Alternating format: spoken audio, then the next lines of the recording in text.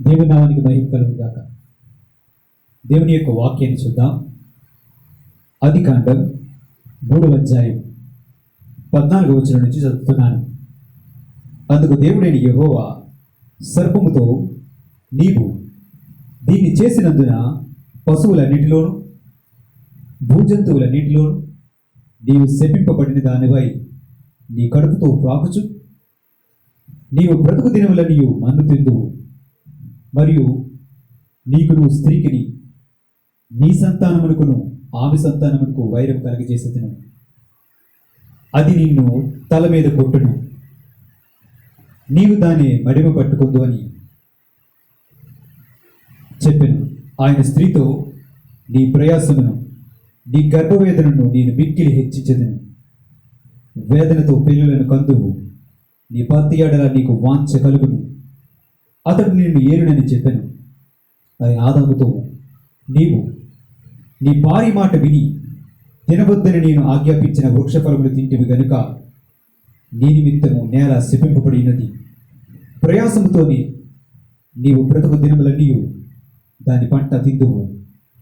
అది ముండ్ల దుంపలను గచ్చపొదలను నీకు మొలిపించను. పొలంలోని పంట తిందువు. నీవు నేలకు తిరిగి చేరు వరకు నీ ముఖపు చెమట కార్చి ఆహారం తిందువు. ఎలయనగా నేల నుండి నీవు తీయబడితివి, నీవు మన్నే కనుక తిరిగి మన్నైపోదు అని చెప్పాను. ఈ వాక్య భాగం మనందరికీ బాగా పరిచయమైనటువంటి వాక్య భాగమే. దేవుడు దీనిలో అనేకమైనటువంటి ఆత్మీయ సత్యాలను మన కొరకు వ్రాయించి ఉన్నాడు. మనకు తెలుసు, దేవుడు మనుషులను సృష్టించినప్పుడు వారి యందు ఏ పాపము లేదు, వారికి ఏ దోషము కూడా లేదు. వారి యొక్క స్థితి క్షేమకరమైనటువంటి స్థితిలో ఉంది. వారి జీవితాలలో ఎటువంటి శ్రమైన ప్రయాసైనా దేవుడు వారికి కలుగజేయలేదు.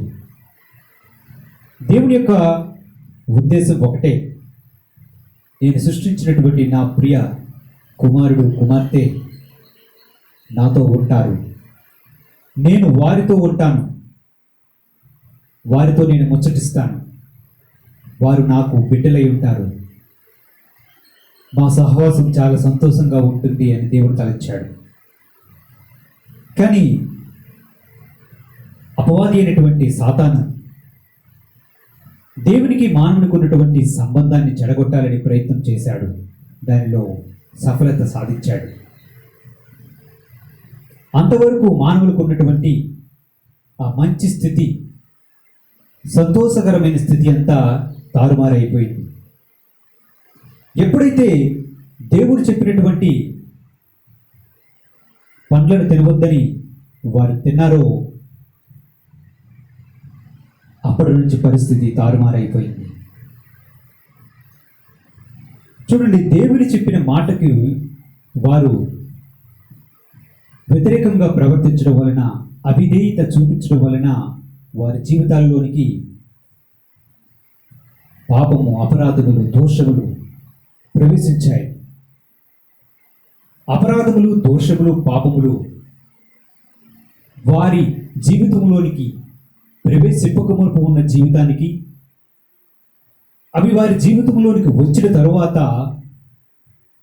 వారికి ఉన్నటువంటి స్థితి, వారి జీవితం ఎంతో వ్యత్యాసంగా ఉంటుంది.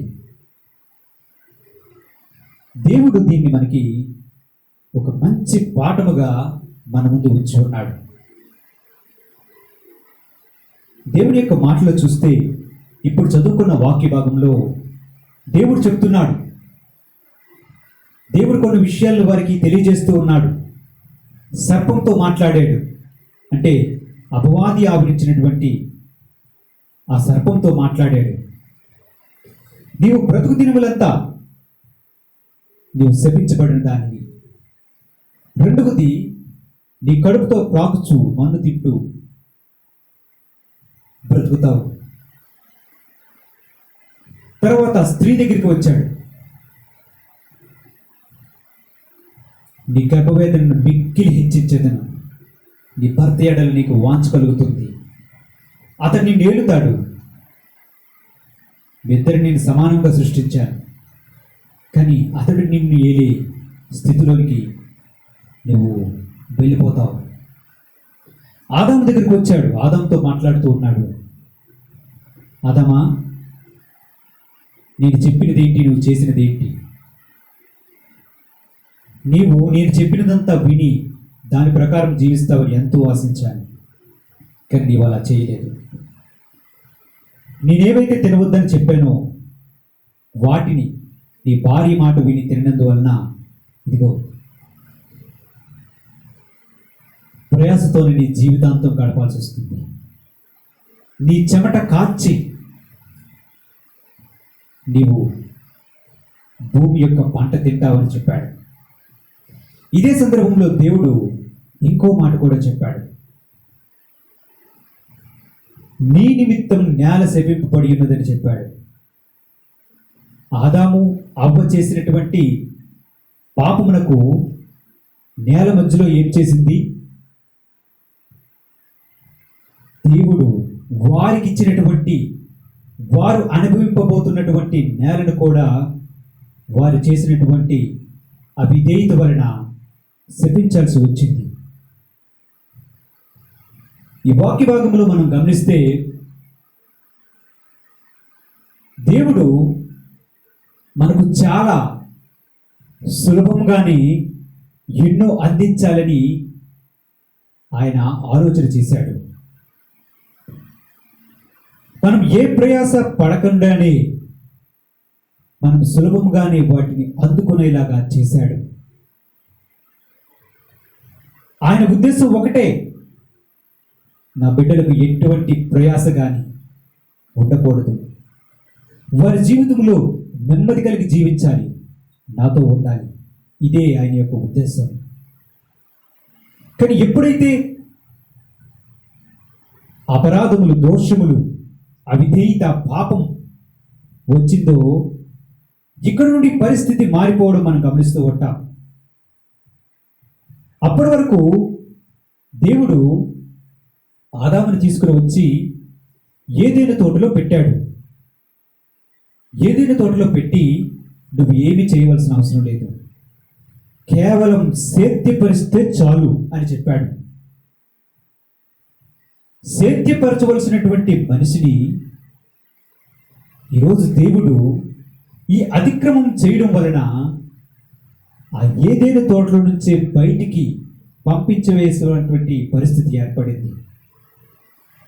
ఆదామా, నువ్వేమి చేయవలసిన అవసరం లేదు, నేను చెప్పినట్లు నువ్వు ఉండు, నేను వచ్చి నీతో మాట్లాడతాను, మీరిద్దరూ నాతో మాట్లాడండి, నేను మీతో, మీరు నాతో ఉంటే నాకు అదే సంతోషం అని దేవుడు తలంచాడు. కానీ సులభముగా ప్రసవించాల్సినటువంటి స్త్రీకి ఇప్పుడు దేవుడు ఏం చెప్తున్నాడు? నీ ప్రయాసను హెచ్చిస్తా, నీ గర్భవేదనను హెచ్చిస్తా, నువ్వు వేదనతో నీ పిల్లలను కనవలసి ఉంటుంది అని చెప్పాడు. అంటే దేవుడు స్త్రీకి ఇచ్చినటువంటి ఆ గొప్ప వరము సులభంగానే ఉండేది. సులభంగానే ఆమె తన పిల్లలను కరునట్లుగా దేవుడు మొదటగా ఉంచాడు. కానీ వారు చేసినటువంటి పాపం యొక్క ఫలితం వారు గర్భవేదనను, ప్రయాసమును హెచ్చింపజేసి కరునట్లుగా చేశాడు. సులభముగా పొందవలసినటువంటి దానిని అతి కష్టముగా పొందవలసి వచ్చింది. వారు పొందవలసిందే, దేవుడు వారికి ఇచ్చినటువంటి బహుమానమే అది.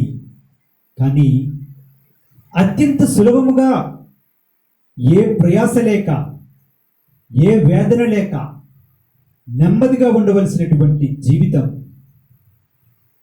ఆమె చేసినటువంటి పాపం వలన, ఆమె చూపించినటువంటి అవిధేయత వలన మానవులందరికీ అది సంక్రమించింది. అవిధేయత, పాపం మనము చేస్తున్నటువంటి అపరాధములు మనం సులభముగా పొందవలసిన వాటిని బహు కష్టతరముగా పొందేటట్లుగా మనమే చేసుకుంటున్నాం. ఆదాము విషయంకి వస్తే ఆదాముతో ఏమన్నాడు? నువ్వు ఏమి చేయవలసిన అవసరం లేదు, ఈ తోటలోని చెట్లను సేద్యపరచు అన్నాడు.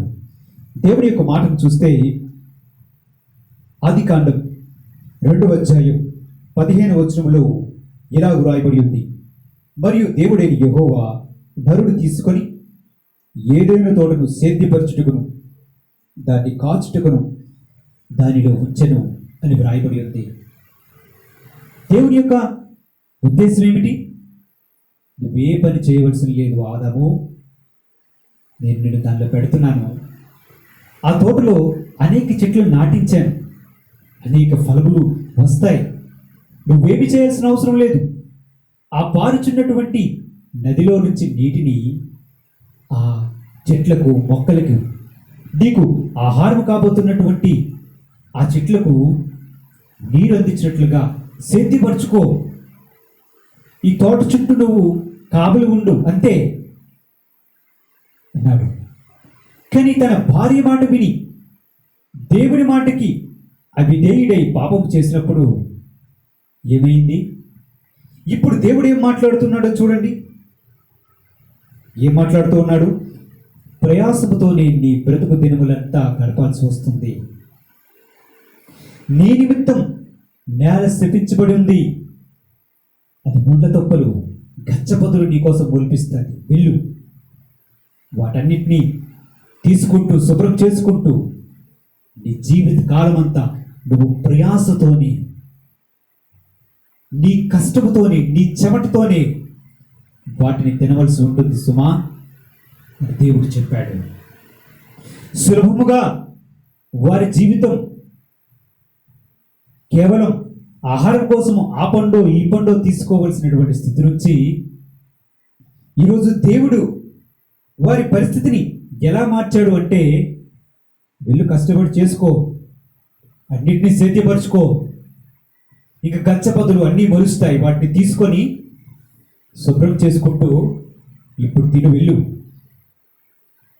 చూడండి, సులభముగా సంపాదించే ఆహారం కూడా ఎంతో కష్టతరమైపోయింది. గమనించండి, దేవుడికి వ్యతిరేకంగా మనము పాపము చేస్తే, మనం అపరాధములు చేసుకుంటూ పోతూ ఉంటే ఒకటి గమనించాలి, మనము సులభముగా పొందవలసినవి కూడా మనం ఎంతో ప్రయాసపడి సంపాదించాల్సిన పరిస్థితి ఏర్పడుతుంది. దీనితోనే జీవితం అంతా కొనసాగిపోతుంది. దీనిలోనే నీవు నెమ్మదిని కోల్పోతావు.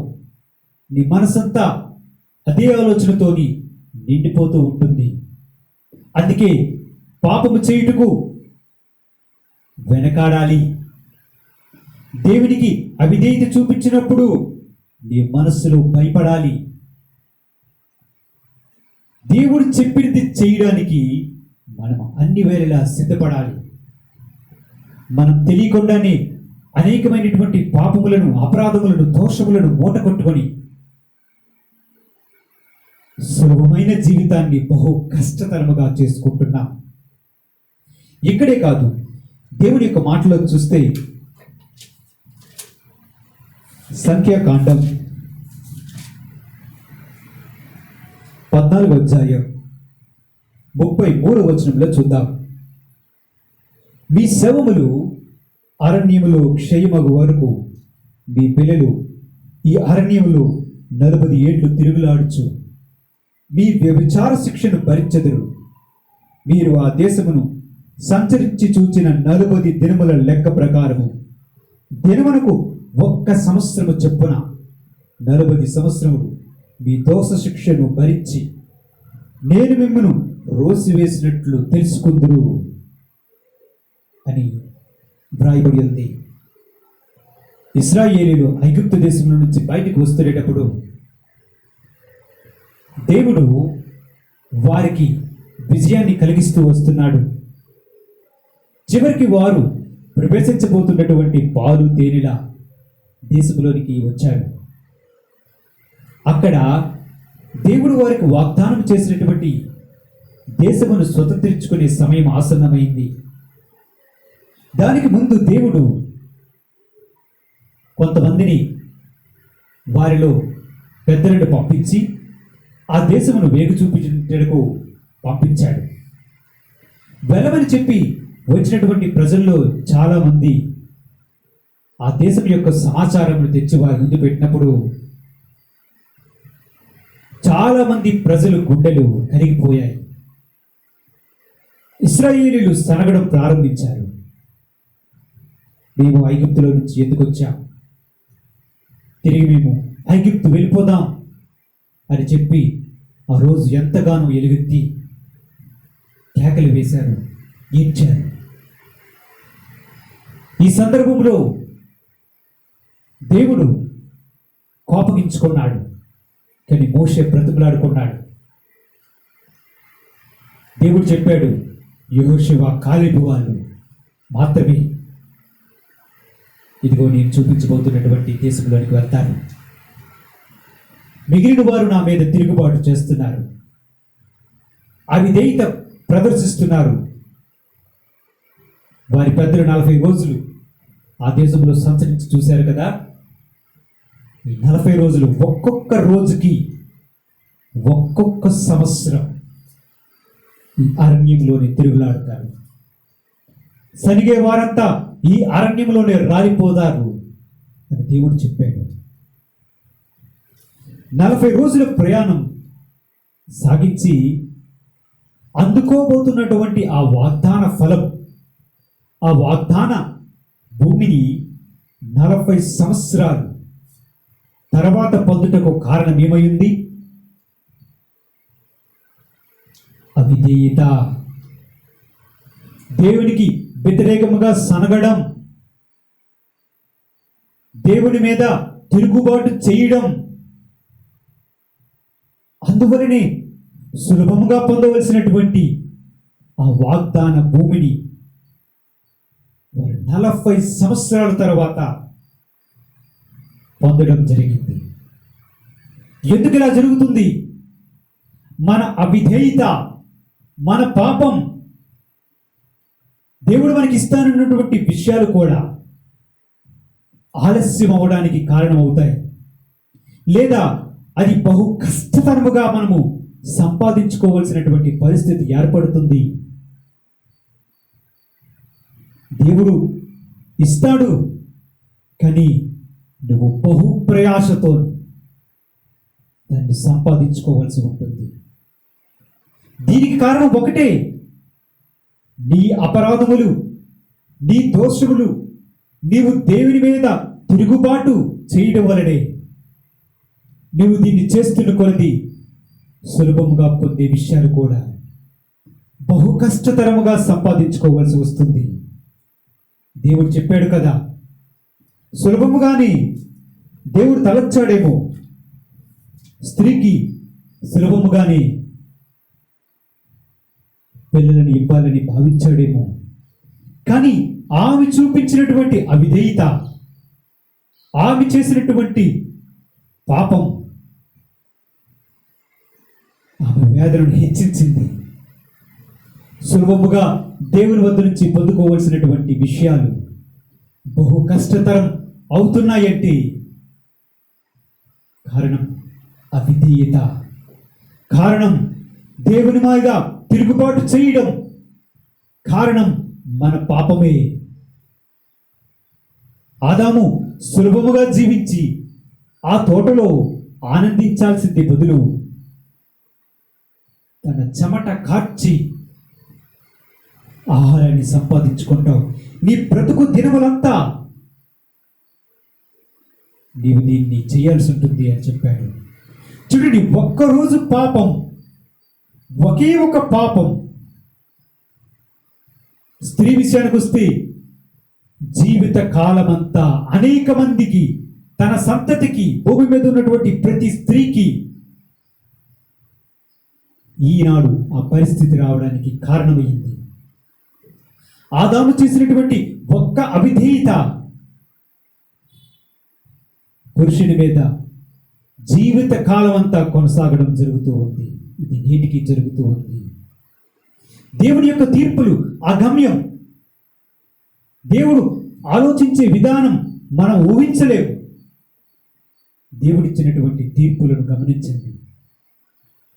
ఆయన ఒక వైపు ప్రేమిస్తూనే, నా కుమారుడా ఆదామా ఎందుకు ఇలా చేశావు, నా కుమార్తె అవ్వా ఎందుకు ఇలా చేశావు, నేను మీకు సులభముగా ఇస్తాననుకుంటే మీ అవిధేయత, మీ అతిక్రమం దాన్ని బహు కష్టతరం చేసింది. దేవుడి యొక్క వాక్యాన్ని ఆలకిస్తున్నటువంటి మీరు ఆలోచన చేయండి. దేవుడు మనకు అన్నిటినీ సులభముగానే ఇస్తూ నెమ్మదితో జీవించాలి అని, ఇదే నెమ్మదిని ఆయన పరలోక రాజ్యంలో కూడా అనుగ్రహించాలని ఎంతగానో ఆలోచన చేశాడు. కానీ మన పాపం, మన అవిధేయత నేటికి మనం క్రైస్తవులమైనప్పటికీ చూపిస్తున్నటువంటి అవిధేయత మనకు కూడా సులభముగా ఎన్నో పొందవలసి ఉండగా అవి బహు కష్టతరముగా మారిపోతున్నాయని మనం గుర్తించాలి. దేవుడి యొక్క మాటను చూస్తే దేవుడు చెప్పాడు, నీ నిమిత్తం నేల శపింపబడినది అని చెప్పాడు. దీనిలో నేల చేసిందేముంది? దీనిలో నేల చేసిందేముంది? శిక్ష పడితే ఆదాముకు పడాలి, శిక్ష పడితే అవ్వకు పడాలి, శిక్ష పడితే సాతానికి పడాలి. కానీ నేల చేసింది ఏముంది? చూడండి, మన దగ్గర ఉన్నటువంటి ఏదైనా అది దేవుడిచ్చిందే అని గమనించాలి. దేవుడు మనకి ఇచ్చిన దాన్ని మనం జాగ్రత్తగా కాపాడుకోవాలి. దేవుడు మనకి ఇచ్చిన దాని మీద ఆయన ఆశీర్వాదం నిలిచి ఉంటుంది. దేవుడు మానవుని సృష్టించినప్పుడు, ఆదాముని సృష్టించినప్పుడు ఈ భూమి మీద ఉన్నటువంటి సకలాన్ని ఆయన ఆధీనంలో ఉంచాడు. ఆయన ఆధీనంలో ఉంచి అన్నిటినీ పిలిపించాడు. పేర్లు పెట్టు, ఏ పేర్లు పెడతావో పెట్టు, నేను చూస్తా అన్నాడు. స్వయంగా దేవుడే పెట్టగలడు. కానీ దేవుడికి ఆదాముకి నేను ఇచ్చాను కదా, ఆదాము ఎలా చేస్తాడో నేను చూడాలి, ఇదంతా మనుషుల క్రింద నేను ఉంచుతాను అనుకున్నాడు. మనకిచ్చినటువంటి ఈ భూమి ఒక్క అపరాధం వలన, ఒక్క పాపం వలన, ఒక్క ఆజ్ఞాతిక్రమం వలన శపింపబడిపోయింది. ఆలోచన చేయండి. అపరాధములు మనం చేస్తూ పోతూ ఉంటే మనకున్నవి క్షీణించిపోతాయి. మన దగ్గర మనకి ఇవ్వబడినవి వాటి యొక్క ప్రాధాన్యత కోల్పోవచ్చు. మానవుకి ఇచ్చినటువంటి భూమి ఎంతో ఆశీర్వాదకరంగా ఉంది. కానీ ఆదాము చేసినటువంటి పాపం భూమి మీదకి శపించబడేటట్లుగా చేసింది. ఈ మాట మనం చూసినట్లయితే చూడండి, 1వ రాజులు 11వ అధ్యాయం 11వ వచనం చదువుతున్నాను. అతడు గైకొన పోగా యెహోవా అతని మీద కోపగించి సెలవిచ్చినదేమనగా, నేను నీతో చేసిన నా నిబంధనను, నా కట్టడలను నీవు అనుసరించకపోవట నేను కనుగొనుచున్నాను గనుక ఈ రాజ్యము నీ కొండ నిత్యముగా తీసివేసి నీ దాసునికి ఇచ్చెదను. ఆయనను నీ తండ్రి అయిన దావీదు నిమిత్తం నీ దినములందు అలాగు చేయక నీ కుమారుని చేతిలో నుండి దాన్ని తీసివేత్తను. రాజ్యమంత్యు తీసివేయును. నా దాసుడైన దావీదు నిమిత్తము నేను కోరికన యెరూషలేము నిమిత్తమును ఒక్క గోత్రమును నీ కుమారుడికి ఇచ్చెదను అని దేవుడు చెప్పాడు. దేవుడు సొలొమోనుడు దీవించాడు. సొలొమోనుకి మొత్తము రాజ్యాన్ని అప్పగించాడు. సొలొమోను చేసినటువంటి పాపం ఏమిటంటే ఇతర దేవతలను వెంబడించడం. దేవుని యొక్క మొదటి ఆజ్ఞ ఏంటి? నీవు నన్ను ప్రేమించాలి, నేనే నీకు దేవుడని, నేను తప్ప నీకు ఇంకెవరు దేవుడు ఉండకూడదు, సమస్తము నా వల్ల నీకు వచ్చాయి, నా వల్లనే నీవు అనుభవిస్తూ ఉన్నావు, నువ్వు నన్నే ప్రేమించాలి. ఈ మాట సొలొమోనుకి తెలిసినప్పటికీ అతడు ఇతర దేవతలను వెంబడించడం వలన దేవుడు అతనికి 2 మార్లు హెచ్చరిక చేశాడు. సొలొమోను, నువ్వు చేస్తుంది తప్పు, నీకు జ్ఞానమును ఐశ్వర్యమును అంతటిని అనుగ్రహించింది నేను, నీ తండ్రి వలె నీ ఉండడం లేదు, జాగ్రత్త అని హెచ్చరిస్తే అతడు దానికి సిద్ధపడలేదు, మనసు త్రిప్పుకొనలేదు. చివరికి దేవుడు చెప్పాడు, సరే నీవు నా వైపు తిరగడం లేదు కదా, ఒక్క మాట జ్ఞాపకం ఉంచుకో, నేను నీకు రాజ్యాన్ని ఇచ్చాను, ఈ రాజ్యాన్ని నీ వద్ద నుంచి తీసేస్తా. ఆయనను నీ తండ్రి దావీదు నిమిత్తం ఒక్క గోత్రాన్ని మాత్రమే ఉంచుతాను. నీ కుమారుడు వచ్చినప్పుడు నీ కుమారుడికి ఒకే ఒక గోత్రం ఉంటుంది, మిగిలిన వారందరూ దూరమైపోతారు అని దేవుడు సెలవిచ్చాడు. దేవుడు మనకిచ్చినది ఏమిటో మనం గమనించాలి. ఆదాముకి ఈ భూమి మీద ఆధిపత్యం ఇచ్చాడు, దాని మీద అధికారం ఇచ్చాడు.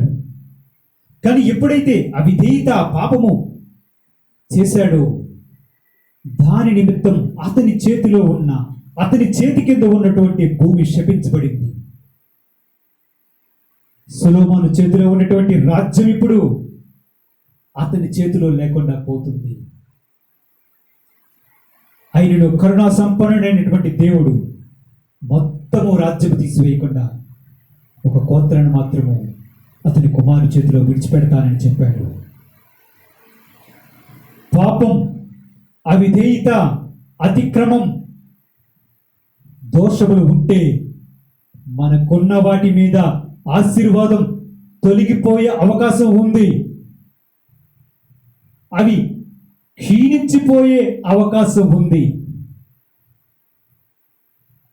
దేవునికి వెంబడిస్తున్నాం, మనకిచ్చిన వాటిని జాగ్రత్తగా కాపాడుకోవాలి. దేవుని ఆశీర్వాదం ఉందని మురిసిపోతున్నాం, మరలా అవిధేయత చూపించకుండా జాగ్రత్త పడాలి. మరలా దేవుని మీద తిరుగుబాటు చేయకుండా జాగ్రత్త పడాలి. దోషములు, పాపములను మూట కట్టుకొని దేవునికి వ్యతిరేకమైన ప్రవర్తన చేసితమా మనకిచ్చిన గొప్ప వాటిని కోల్పోయే అవకాశం ఉంది.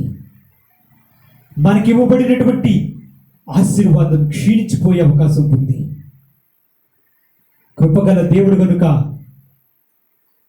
అప్పటికైనా భూమి నువ్వు వెళ్ళి కష్టపడి పనిచేస్తే ఫలిస్తాదని చెప్పాడు.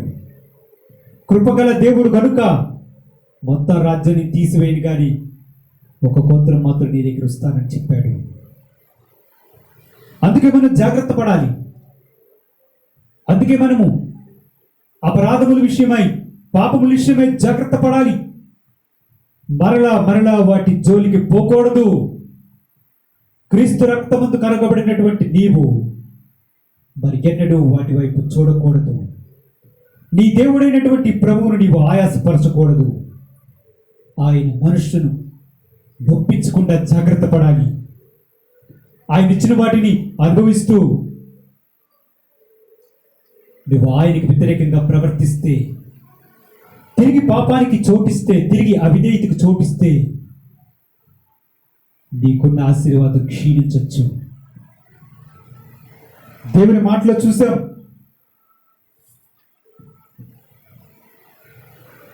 దేవుడు ఆ నేలని శపించినట్లుగా మనకి కనిపిస్తూ ఉంది. అంతేకాకుండా దేవుని యొక్క మాటలో చూస్తే మనం అపరాధములు, పాపములు చేసుకుంటూ పోతూ ఉంటే దేవుడు కూడా తన ప్రణాళికలను మార్చుకోవాల్సిన పరిస్థితిని మనము ఏర్పరుస్తూ ఉన్నామని గుర్తించాలి. మనం చేసే పాపాలకి, దోషాలకి, అవిధేయతకి దేవుని ప్రణాళికలకు ఏం సంబంధం అనుకుంటున్నారా? సంబంధం ఉంది. దేవుడు కొన్ని ప్రణాళికలు తన మనస్సులో రచించుకుంటాడు. నేను ఎలా చెయ్యాలి, నేను ఈ కుమారుడి విషయంలో ఇలా చెయ్యాలి, ఈ కుమార్తె విషయంలో ఇలా చెయ్యాలి అనుకుంటాడు. కానీ మనము అవిధేయత చూపిస్తూ మాట మాటికి వదిలి వాటి వెంబడే పోతూ మరలా పాపం చేస్తూ మరలా దోషములను కూడబెట్టుకుంటూ పోతూ ఉంటే యేసు రక్తం అందుబాటులో ఉంది కనుక ప్రభువా నన్ను క్షమించంటే క్షమిస్తాడు. కానీ దాని యొక్క పర్యవసానాల సంగతి ఏంటి? చూడండి, ఆదాము అవను ఈ పాపము చేయడం వలన దేవుడు సర్పంతో ఏం మాట్లాడాడో చూడండి. నీకును స్త్రీకుని, నీ సంతానమునకును ఆమె సంతానమునకు వైరము కలుగు చేసేతును. అది నిన్ను తల మీద కొట్టును, నీవు దాన్ని మడి మీద కొట్టుదు అని చెప్పాడు. ఈ అపరాధం వలన, ఈ పాపం వలన దేవుడు తాను వేరొక ప్రణాళికను రచించవలసి వచ్చింది.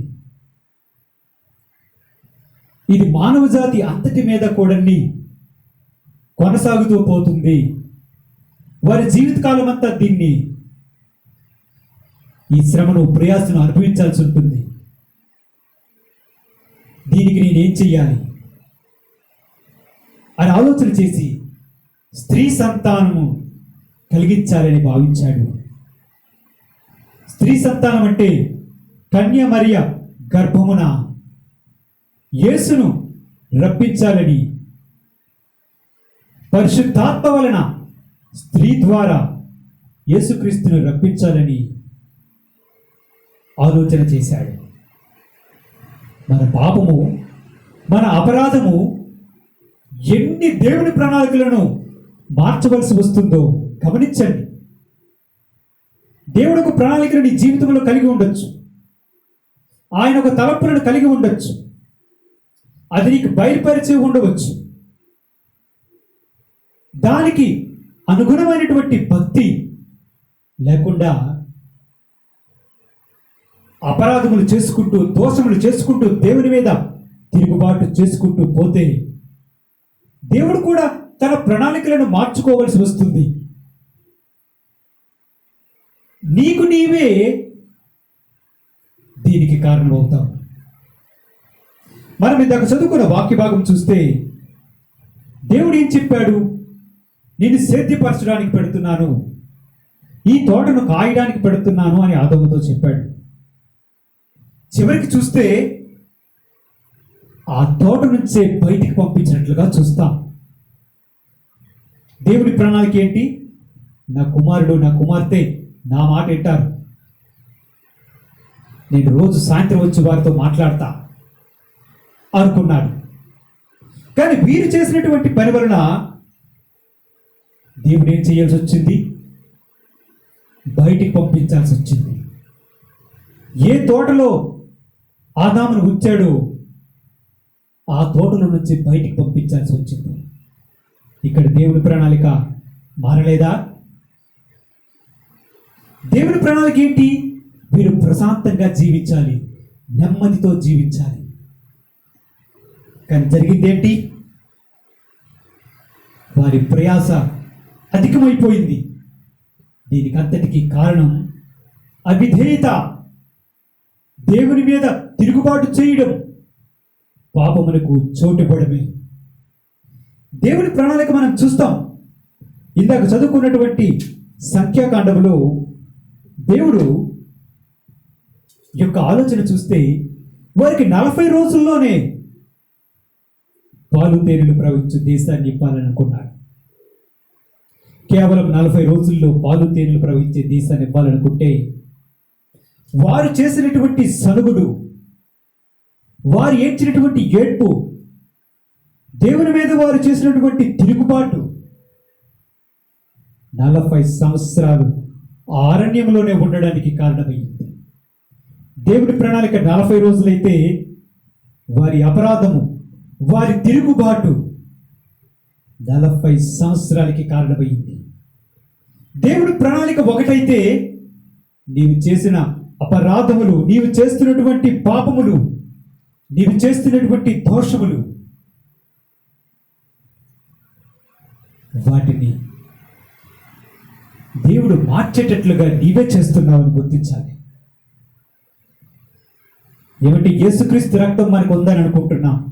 అవును, మనకి రక్తం ఉంది. పవిత్రపరచబడతాం, ప్రతి దోషము నుంచి, ప్రతి పాపం నుంచి విడుదల చేయబడతాం. ఇదే దేవుడు ఆ ఏదెను తోటలో ఆదాము అవ్వతో ఎలా ప్రవర్తించాడో చూడండి. తిరిగి మళ్ళా ఎంతో ప్రేమించి వారికి వస్త్రములను కుట్టాడు. మీరు పొండి, బయటికి పొండి, నేను వేరే ప్రణాళిక వేసుకొని నా కుమారుని పంపి నేను మిమ్మల్ని మరలా చేర్చుకుంటాను. మీరు చేసిన పని వలన ఇదంతా జరిగింది అని ఆలోచన చేశాడు. దేవుడు ఎంతో క్షమాపణ కలిగినటువంటి దేవుడు కదా. మరి ఆ రోజే అంత దీర్ఘకాలమైనటువంటి శిక్షను, దోష శిక్షను ఎందుకు విధించాలి? ఆదాము, నువ్వు చేసింది తప్పు, నీవు అవిధేయత ప్రవర్తించావు. సరే, ఏదో ఒక 3-4 సంవత్సరాలే నువ్వు ప్రయాసతో జీవిస్తావు అని ఆదాముతో చెప్పుండేవాడు. అవ్వతో కూడా, సరే అవ్వ, నువ్వు చేసింది తప్పు, సరే ఏదో 1-2 పిల్లలు కన్నంత వరకే నీకు ప్రయాస ఉంటుంది, తర్వాత నుంచి బాగానే ఉంటుంది అని చెప్పుండేవాడు. శాశ్వత కాలముగా అది ఉండిపోవడానికి కారణమయ్యింది. దేవుడు కూడా దానికి శాశ్వత పరిష్కారముగా ప్రభు అయిన క్రీస్తుని పంపించాడు. అవిధేయత, పాపం, మనం చేస్తున్నటువంటి క్రియలు దేవుని ప్రణాళికల మీద కూడా ప్రభావం పడుతుందని మనం ఆలోచన చేయాలి. మన ఎందున్నటువంటి దేవుని ప్రణాళికలు సక్రమంగా నెరవేర్చబడాలి అంటే మనము దేవునికి అవిధేయత చూపించకుండా జాగ్రత్త పడాలి. అంతేకాకుండా దేవుడు చెప్తుంది ఏంటి? దేవుని యొక్క ఉద్దేశం ఏమిటంటే నా ప్రజలు నెమ్మదితో ఉండాలి, వారికి ఎట్టి శ్రమ ఉండకూడదు, సంతోషముగా ఉండాలని ఆలోచన చేశాడు. ఏ కష్టము లేదు, చక్కగా తోటఫలములు తినండి, నాతో ఉండండి, మీరు సంతానం కలిగి ఈ భూమిని నింపండి, నాతో పాటు ఆనందించండి అని భావిస్తే వారు చేసినటువంటి అపరాధం వలన వారి జీవితం అంతా ప్రయాసతో నిండిపోయింది. సో ఎప్పుడైతే ప్రయాస మొదలవుతుందో, ఎప్పుడైతే వేదన మొదలవుతుందో అప్పుడు మనిషి తన నెమ్మదిని కోల్పోతాడు, నెమ్మది గల జీవితాన్ని కోల్పోతాడు. అందుకు ఉదాహరణ ఆదాము అవ్వలే. అపరాధములు, అతిక్రమములు, దోషములు మన జీవితంలో నెమ్మది లేకుండా చేస్తాయని గమనించాలి. ఇందాక చదువుకున్నటువంటి వాక్య భాగంలో చూస్తే 1వ రాజులు 11వ అధ్యాయంలో చదువుకున్నాం. దేవుడు చెప్పాడు సొలొమోనుతో, నీ యొద్ద నుంచి రాజ్యం తీసివేస్తానని చెప్పాడు. సొలొమోను ఒకానొక సందర్భంలో సాక్ష్యం ఇస్తాడు, నా దేవుడు నాకు నెమ్మది కలిగి చేసి ఉన్నాడు. నా తండ్రి అనేక యుద్ధములు చేసిన తర్వాత దేవుడు అతనికి విజయాన్ని కలిగించి ఏ యుద్ధములు లేకుండా నలుగు పక్కల నుంచి నాకు నెమ్మదిని ఇచ్చాడు అతనికి. ఆ తర్వాత నాకు కూడా ఎంతో నెమ్మదినిచ్చాడు. ఇప్పుడు దేవుడిచ్చినటువంటి ఆశీర్వాదాన్ని అనుభవిస్తున్నాను. దేవుడిచ్చిన జ్ఞానంతో నేను ఆనందంగా ఉన్నాను. దేవుడిచ్చినటువంటి ఈ నెమ్మది నాకు చాలు అనుకున్నాడు. కానీ అతడు పరస్త్రీలను మోహించి అన్ని దేవతలను పూజించడం ప్రారంభించిన తరువాత అతడు దేవునికి అవిధేయుడయ్యాడు. దేవునికి వ్యతిరేకంగా పాపం చేయడం మొదలుపెట్టాడు. అతని హృదయం అతని నుంచి తొలగిపోయింది. తర్వాత దేవుడు నీ రాజ్యమును నీ యొద్ద నుంచి తీసివేస్తానని కూడా హెచ్చరించి అదే విధంగా చేశాడు.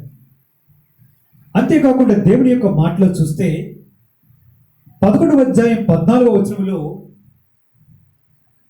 యెహోవా ఏతీయుడైన హదదు అను ఒకన్ని సొలొమోనుకు విరోధిగా రేపెను అని వ్రాశాడు. 23వ వచనములో చూస్తే మరియు దేవుడు అతని మీదికి ఎల్యాదా కుమారుడైన రెజోను అని ఇంకొకరిని విరోధిని లేపెను అని వ్రాశాడు. 26వ వచనంలో చూస్తే మరియు సొలొమోను సేవకుడైన యెరోబోము సహా రాజు మీదికి లేచెను అని రాశాడు. సొలొమోనుకు ఇప్పటి వరకు ఉన్నటువంటి నెమ్మది గల జీవితం, నెమ్మది గల రాజ్యం ఇప్పుడు చూడండి ఎలా ప్రారంభమైందో. ఇక్కడ చూస్తే హదదు అను ఒకరిని లేపాడంట దేవుడు, రేపాడు. ఇంకొక వైపు చూస్తే రెజోను అని ఇంకొక విరోధిని లేపాడు. ఇంకోలా చూస్తే యెరోబాము అని ఇంకొకరిని లేపాడు. చుట్టుపక్కల ఉన్నటువంటి వారు లేచారు. ఎందుకు?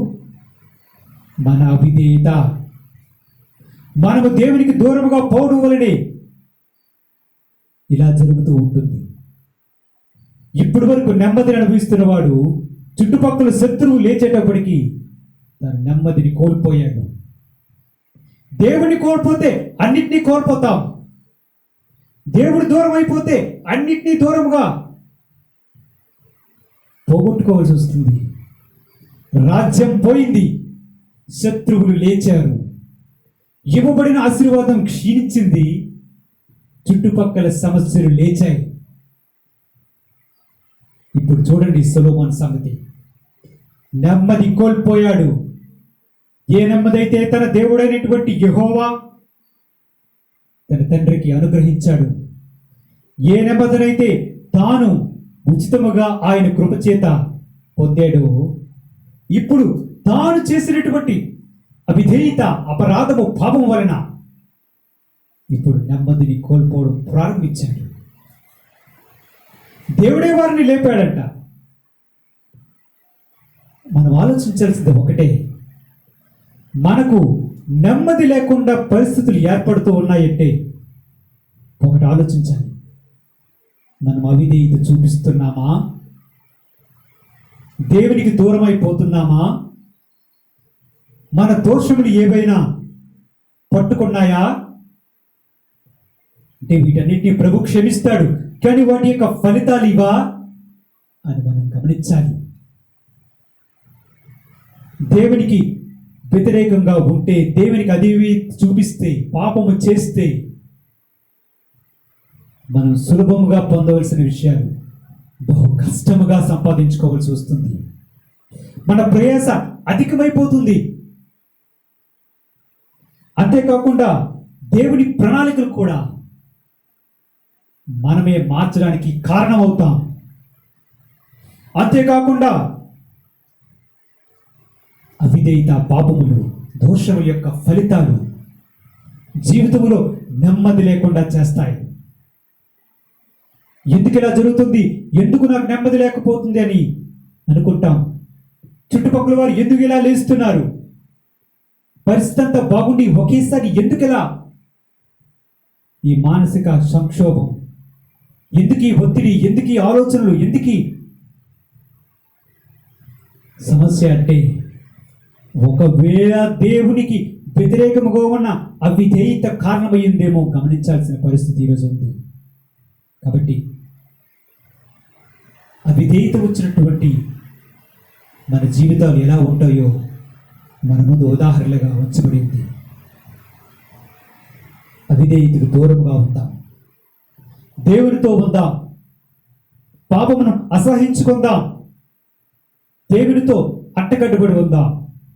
ప్రార్థన చేసుకుందాం. స్తోత్రములు ప్రభువా, తండ్రి, కుమార, పరిశుద్ధ ఆత్మ తండ్రి, ఈ పాదములకు వందనాలు, స్తుతులు, స్తోత్రం చెల్లిస్తున్నాను. దేవా, నీ వాక్యములోని సత్యములను మీరు బయలుపరిచినందుకు వందనాలు ప్రభువా. ఈ వాక్యం వింటున్నటువంటి నీ బిడ్డలతో మాట్లాడు తండ్రి. నీవు నెమ్మది గల జీవితాన్ని వారికి అనుగ్రహిస్తావని వారు గుర్తించినట్లుగా సహాయం దయచేయండి ప్రభువా.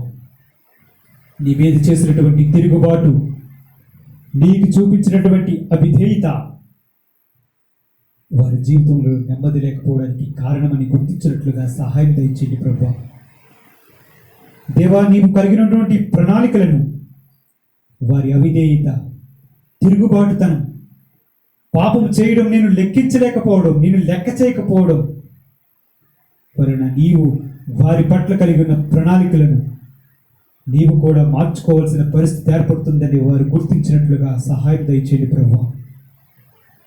దేవా, అన్నిటినీ సులభముగా అనుగ్రహించి ఈ భూమి మీద ఉన్నటువంటి కొద్ది కాలాన్ని ఎంతో నెమ్మదిగా అనుభవించడానికి మీరు మా పట్ల ప్రణాళికలు కలిగి ఉండగా, దేవా, మా దోషములు, మా పాపములు, మేము చేసినటువంటి అతిక్రమం, అవిధేయతే అతి ప్రయాసతో వాటిని పొందవలసిన పరిస్థితి ఏర్పడుతుందని ఈ వాక్యము ద్వారా తెలియజేసినందుకు వందనాలు. ఈ వాక్యం వింటున్నటువంటి నీ బిడ్డలను మీరు దర్శించండి. వారి హృదయంలో ఈ వాక్యాన్ని ఫలింపజేసి నీ వైపు తిరుగులాగున, నీతో ఉండులాగున సహాయం దయచేయమని మా ప్రభువును రక్షకుడైన యేసు క్రీస్తు నామమున అడుగుచూ ప్రార్థన చేస్తున్నాను తండ్రి. ఆమేన్.